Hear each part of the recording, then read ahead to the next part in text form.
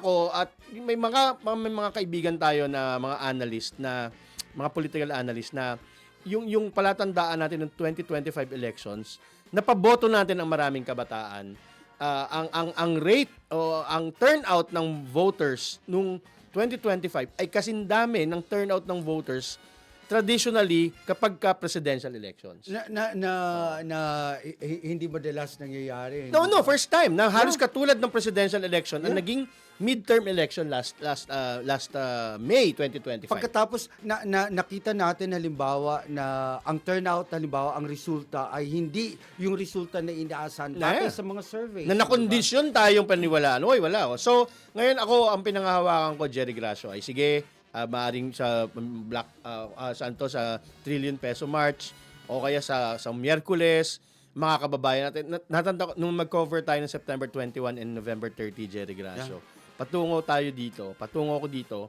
Siyempre galing ako sa area ng University Belt. So, nakikita ko yung mga kababayan natin na alam kong sumisiklab yung galit, pero kailangan nilang mamasada ng tricycle, kailangan nilang mag-pedicab, kailangan nilang magtrabaho, kailangan nilang mag-serve as crew Kailangan ng fast nilang food. mabuhay. Kailangan nilang mabuhay. Kasi nga, nandun na tayo sa puntong, kung hindi ko gagawin magtrabaho ngayon, mamamatay ako magugutom ako, kaya babawi na lang ako sa eleksyon. Alam mo, Prof. Silito, balikan ko yung tungkol sa kailangan bang hindi makalimot? Precisely, kailangan po natin... Hindi talaga dapat makalimot. Hindi dapat makalimot. Pero hindi rin ibig sabihin, nahihinto ka. Parang ako, sinabi ko, hindi ko alam kung sinabi ko na ito, that there's a difference between moving on and moving forward. Kasi minsan, pagka sinabi mong moving on, yung bang parang mag-move on ka na, tapos iiwanan mo kung ano ang nangyari. Na hindi naman. Kailangan nating mag-move forward.